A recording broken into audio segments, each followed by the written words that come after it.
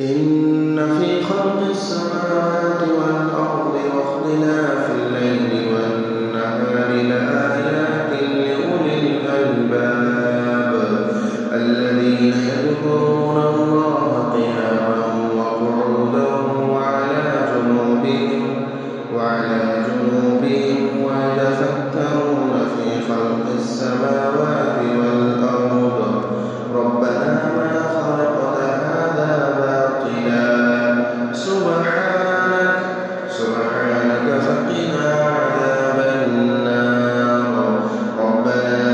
إنك من تدخل النار فقد أخزيته وما للظالمين من أنصار ربنا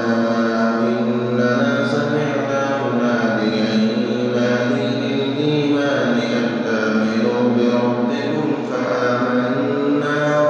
ربنا فاغفر لنا ذنوبنا وكفر عنا سيئاتنا وتوفنا مع الأبرار ربنا وآتنا ما وعدتنا على رسلك ولا تخزنا يوم القيامة إنك لا تخلف الميعاد فاستجاب لهم ربهم أني لا أضيع عمل عامل منكم من ذكر أو أنثى بعضكم من بعض فالذين هاجروا وأخرجوا من ديارهم وأوذوا في سبيلي وقاتلوا وقتلوا لأكفرن عنهم سيئاتهم ولأدخلنهم جنات تجري من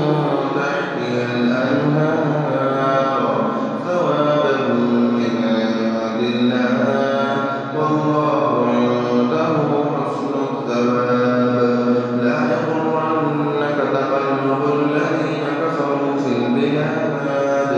متاع قليل ثم مأواهم جهنم وبئس المهاد لكن الذين اتقوا ربهم لهم جنات تجري من تحتها الأنهار